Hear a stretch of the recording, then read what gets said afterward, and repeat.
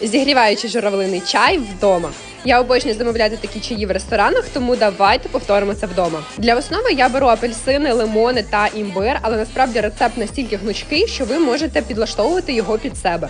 Я взяла журавлину заморожену, але також можна взяти ще обліпиху. Все добряче перемішуємо в блендері і розкидаємо по нашим формочкам. Я взяла такі гарненькі для морозива, але насправді можна використати будь-які, навіть просто з ваші звичайні для льоду.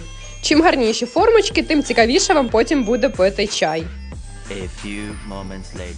Після декількох годин в морозилці наш чай перетворився в ось такий лід. Його зручно зберігати і в холодні вечори круто ним зігріватися. Зберігайте собі рецепт.